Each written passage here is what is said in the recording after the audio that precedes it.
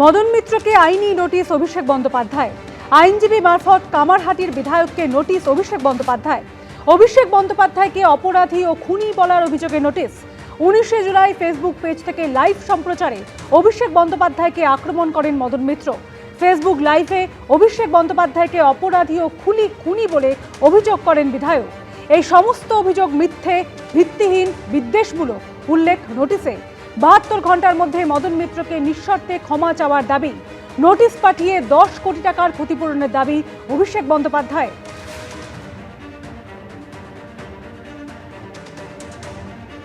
মদন মিত্রর বিরুদ্ধে অভিষেক বন্দ্যোপাধ্যায় 10 কোটি টাকার মানহানির মামলা করেছেন। মদন মিত্র তাকে বিভিন্ন ভাষায় অনেক বড় বড় কথা বলেছে, আমি কাউন্টার করব না।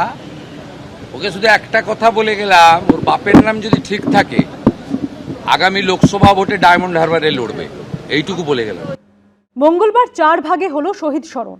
শহীদ পরিবারের কেউ গেলেন কালীঘাট তৃণমূলের মঞ্চে, কেউ ঋতব্রত তৃণমূলে, কেউ কংগ্রেসের মঞ্চে, কেউ আবার কোথাও না গিয়ে দুয়ার এঁটে বসে রইলেন দিনভর।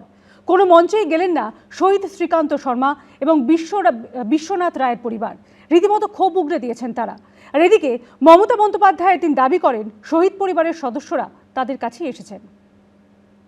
কমিশনের রিপোর্টটা জানার পর আর প্রশ্নই ওঠে না কোনো জায়গায় যাবার।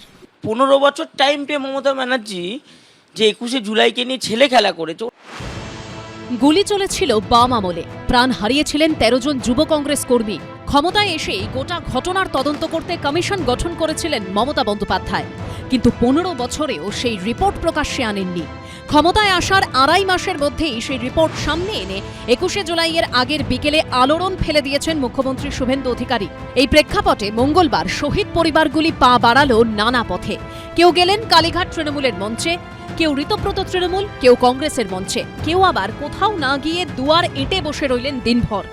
যেমন 21শে জুলাইয়ের কোনো মঞ্চেই গেল না শহীদ শ্রীকান্ত শর্মার পরিবার। আমরা এখন বিচার চাইছি। যে দায়ী ছিল তাকে এত বাহবা দেওয়া হয়েছে, তাকে আড়াল করা হয়েছে, তাকে বাঁচানোর জন্য আজকে পুরো কমিশনের ফাইলটাকে পুরো চেপে দেওয়া হয়েছিল, জনগণের সামনে আনা হয়নি, সেখানে যাওয়ার কোনো প্রশ্নই উঠছে না। ঋতব্রত তৃণমূলের মঞ্চে দেখা গেল শহীদ রঞ্জিত দাস, মোহাম্মদ খালেক, রতন মণ্ডল, দিলীপ দাসের পরিবারকে।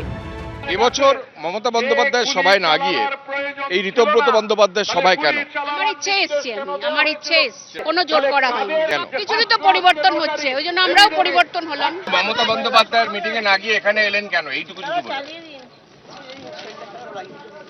নিমন্ত্রণ করেছে যে আসতেই হবে। মমতা বন্দ্যোপাধ্যায়ের তরফ থেকে আমন্ত্রণ জানানো হয়নি? হ্যাঁ হ্যাঁ। এদিকে মমতা বন্দ্যোপাধ্যায়ও তাঁর মঞ্চে উপস্থিত থাকার জন্য শহীদ পরিবারগুলিকে ধন্যবাদ জানান। শহীদ পরিবারকে আমার প্রণাম জানাই। 21শে জুলাইয়ের শহীদ পরিবার আমাদের সাথে এসছে। এত প্রলোভন, এত টাকা, এত লাঞ্ছনা, এত বঞ্চনা, এত কিছু থাকা সত্ত্বেও তারা কিন্তু আমাদের কাছে এসছেন। শহীদ কল্যাণ বন্দ্যোপাধ্যায়ের দাদা সামিল হন কংগ্রেসের শহীদ স্মরণে। কল্যাণ আমি বারণ করছিলাম, কল্যাণে বারণ যাবি না, আর আমি বললাম যাবি না,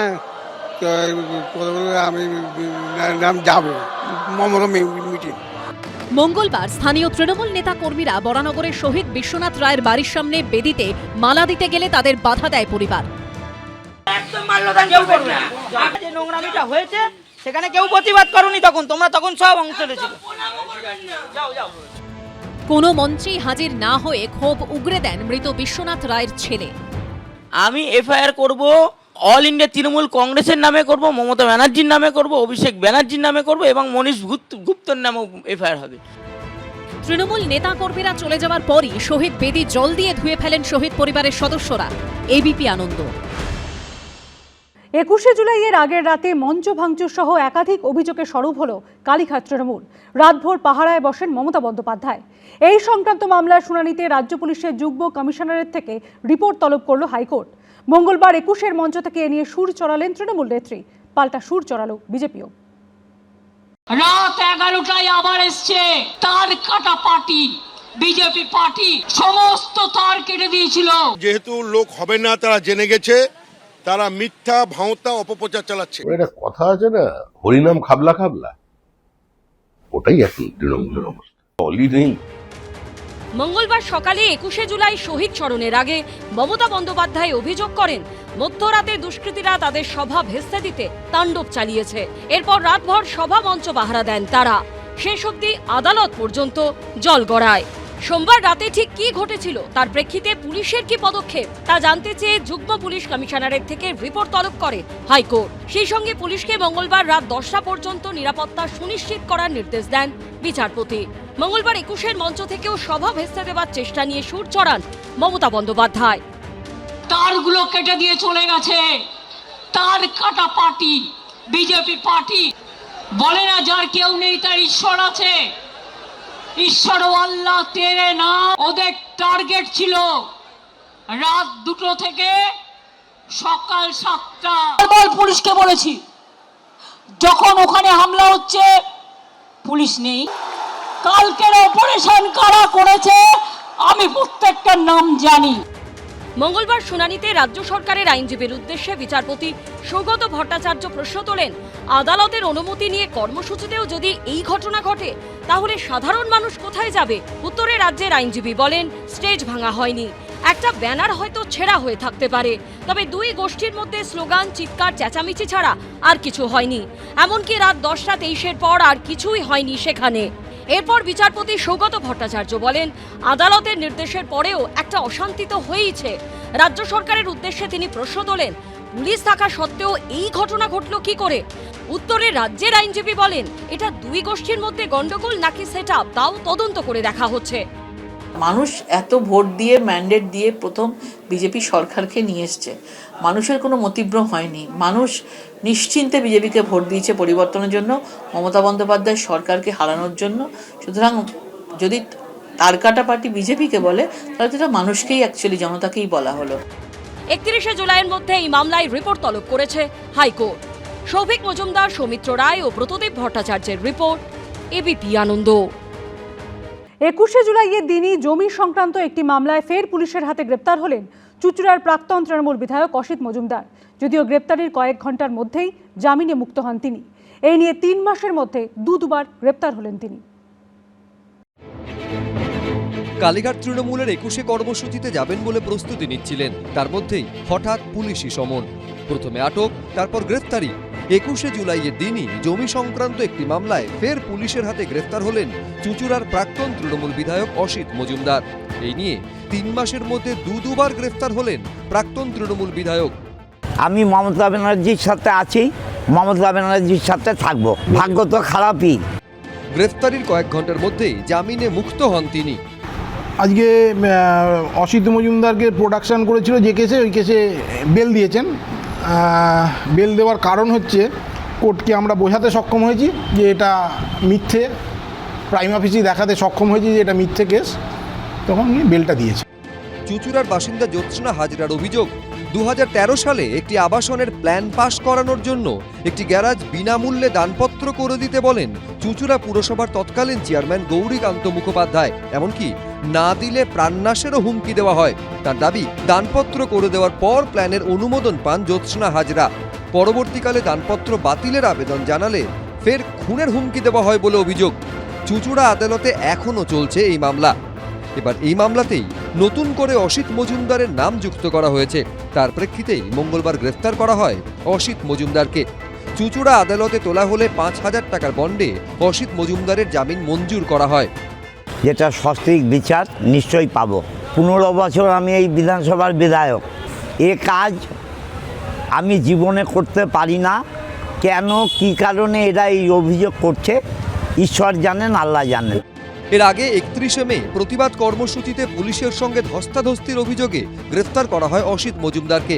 সেবার 19 দিনের মাথায় জামিনে মুক্ত হন তিনি। সৌরভ বন্দ্যোপাধ্যায়, এবিপি আনন্দ, হুগলি। প্রশ্ন ফাঁসের প্রতিবাদে আন্দোলন ঘিরে উত্তাল দিল্লি। মঙ্গলবার প্রধানমন্ত্রীর বাসভবনের অদূরে বিক্ষোভে বসেন রাহুল গান্ধী, প্রিয়াঙ্কা গান্ধীরা। প্রশ্নপত্র ফাঁস আটকানোর পাশাপাশি কেন্দ্রীয় শিক্ষামন্ত্রীর পদত্যাগের দাবি তোলেন তারা।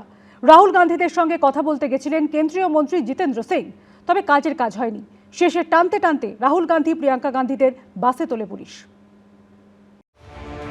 ডাক্তারি সর্বভারতীয় প্রবেশিকা নিটে প্রশ্ন ফাঁসের অভিযোগ ঘিরে দিল্লিতে আন্দোলনের ঝাঁজ ক্রমশ বাড়ছে।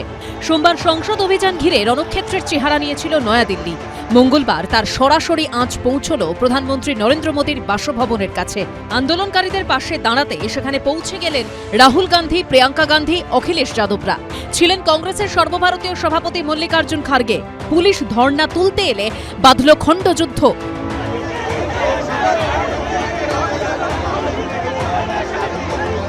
মাটিতে শুয়ে পড়েন রাহুল গান্ধী।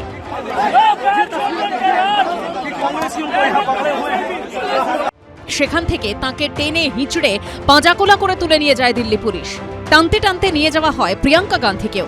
রাহুল গান্ধী বলেন, মোদিজি সব কৌশল চেষ্টা করে দেখুন, শক্তি প্রয়োগ করুন, শিক্ষার্থীদের ন্যায় বিচারের এই লড়াই এখন থামবে না। हमारी लीडर्स को, हमारे राहुल जी को, प्रियंका जी को कैसे मैन हैंडल किया जा रहा है, देखा आपने? ये माहौल है इस देश में, ये लोकतंत्र है, आपको दिखता है लोकतंत्र? पार्लियामेंट में भी उठाएंगे, अरे यहाँ से फिर आएंगे, हम बैठेंगे। রাহুল গান্ধী ও প্রিয়াঙ্কা গান্ধীকে আটক করে বাসে তোলে কেন্দ্রীয় স্বরাষ্ট্র মন্ত্রকের অধীনস্থ দিল্লি পুলিশ। प्रधानमंत्री आवास के बाहर की तस्वीरें, जहां पर सिर्फ अब सुरक्षाकर्मी नजर आ रहे हैं, बाकी नेताओं को हटा दिया गया है।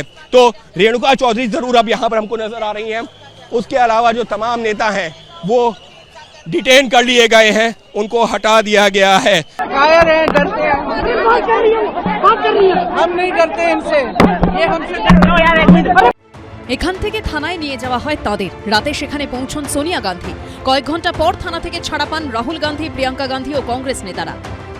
वो जो उनके साथ हो रहा है वो उसका दुख लेकर, गुस्सा लेकर प्रोटेस्ट कर रहे हैं।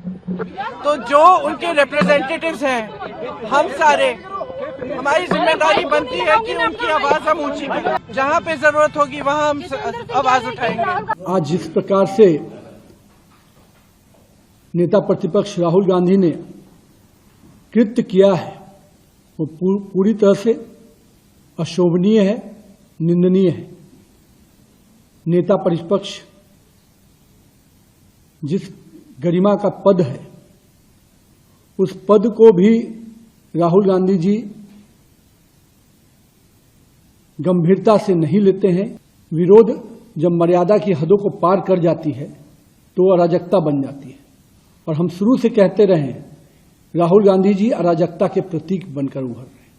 কেন্দ্রীয় শিক্ষামন্ত্রী ধর্মেন্দ্র প্রধানের ইস্তফা, পুলিশি অত্যাচারের দায় স্বীকার করে মোদী সরকারের ক্ষমা প্রার্থনা, সংসদে কেন্দ্রীয় স্বরাষ্ট্রমন্ত্রী অমিত শাহের বিবৃতি এবং কেন্দ্রীয় শিক্ষানীতি নিয়ে বাদল অধিবেশনে আলোচনার দাবি জানায় কংগ্রেস নেতৃত্ব। সেখানে গিয়ে রাহুল গান্ধীর সঙ্গে কথা বলেন কেন্দ্রীয় মন্ত্রী Jitendra Singh. He said yes, he was ready to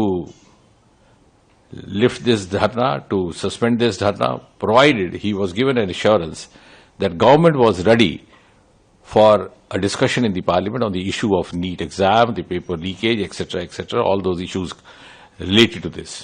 So I got in touch with the top leadership of the government, and then I was conveyed that on behalf of the government, I could assure Rahul Gandhi ji that government is ready to have a detailed discussion on NEET.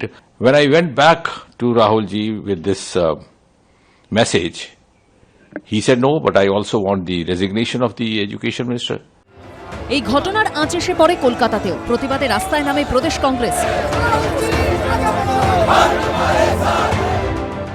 প্রশ্নপত্র ফাঁস, CBSE খাতা দেখার পদ্ধতি নিয়ে দেশজুড়ে ওঠা প্রশ্ন, এইসবে বিদ্ধ কেন্দ্রীয় সরকার।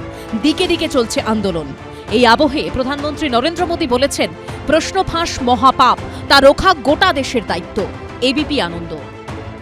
সিকিমের নামচিতে ভয়াবহ টানেল বিপর্যয়ে ক্রমশ বেড়েই চলেছে মৃতের সংখ্যা। মঙ্গলবার সন্ধে পর্যন্ত পাওয়া খবরে 20 জনের মৃতদেহ উদ্ধার করা হয়েছে। তার মধ্যে 11 জনই এ রাজ্যের ডুয়ার্সের বাসিন্দা। সোমবার সন্ধে নামচিতে এনএইচপিসি প্রকল্পের নির্মীয়মান টানেলে ধস নামে।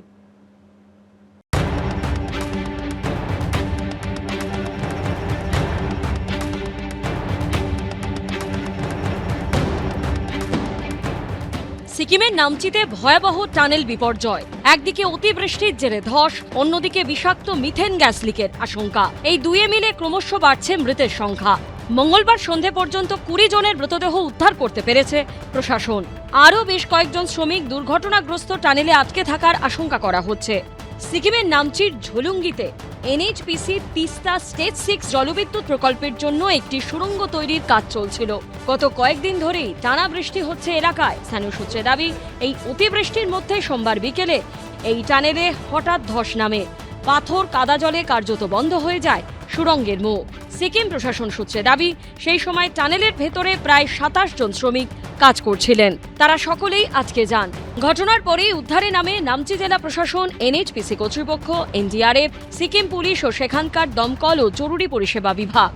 जो निकाल के ले आए कैजुअलिटी, उसका तो डेथ हो चुका है। यहाँ वहाँ पे जो मेरे को दिखा, मेरे साथी लोगों को जो दिखा, उसमें 7-8 बॉडी दिखा जिनके लाइफ तो है ही नहीं। कोई लाइफ पेशेंट हमको भीतर में हम लोग को मिला नहीं। इसके बाद जो अटेम्प्ट लेंगे, हो सकता है भगवान का इच्छा हो तो हो सकता है कोई लाइफ मिले। हम लोग पहुंचने के बाद तो फर्स्ट डेड बॉडी निकला। इसके पहले 10 निकाले थे एनडीआरएफ भाई लोग, तो 11 उस हिसाब से बाहर निकला डेड बॉडी। ধসের পাশাপাশি সূত্রের খবর, এই দুর্ঘটনাগ্রস্ত টানেলে বিষাক্ত মিথেন গ্যাসের কারণেও দম বন্ধ হয়ে যায় অনেকের।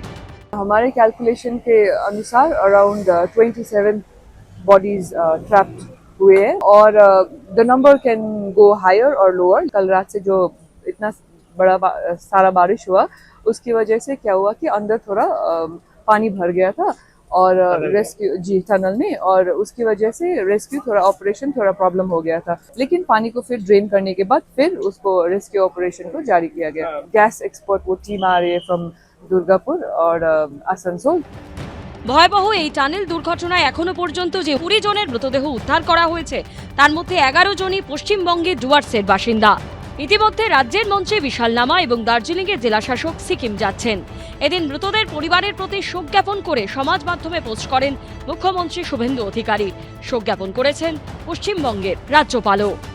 জলপাইগুড়ি ডিস্ট্রিক্টের 9 জন অ্যাফেক্টেড আছেন, তো সেই নিয়ে আমরা আইডেন্টিফাই করেছি ওনাদের ফ্যামিলি মেম্বার্স যারা যারা যাওয়ার জন্য চেয়েছিলেন, তাদেরকে নিয়ে যাওয়া হচ্ছে। 6 জন আছেন মেটেলির আর 3 জন আছেন নানাকাটা। রেস্কিউ এফোর্টস এখন চলছে। 11 জন হয়তো ভিতরে থাকলেও থাকতে পারে। সব মিলিয়ে সবকটা ফ্যামিলির সঙ্গে যোগাযোগ করা হয়েছে, তাদেরকে আমরা এখানে নিয়ে আসছি। যতগুলো দেহ এখন অবধি আইডেন্টিফাই হয়নি, তাদেরকে দিয়ে চিহ্নিত করানো হবে। তাদের রাখার ব্যবস্থা থেকে শুরু করে সব রকম ওদের পাশে আমরা দাঁড়িয়েছি। সূত্রের খবর, দুর্ঘটনার সময় সুড়ঙ্গের ভেতরে পশ্চিমবঙ্গ, অসম, ঝাড়খণ্ড, উত্তরাখণ্ড ও সিকিমের মোট 27 জন ছিলেন। তাদের মধ্যে 19 জন শ্রমিক, 2 জন ইঞ্জিনিয়ার এবং এনএইচপিসির 6 জন আধিকারিক রয়েছেন বলে প্রশাসন সূত্রে দাবি। খারাপ আবহাওয়া ও গ্যাস লিকের আশঙ্কা থাকায় উদ্ধার কাজ কিছুটা ব্যাহত হয় এদিন। সনদ ঝা, রাজা চট্টোপাধ্যায় ও মোহন প্রসাদের রিপোর্ট, এবিপি আনন্দ। এবিপি আনন্দ, এগিয়ে থাকে, এগিয়ে রাখে।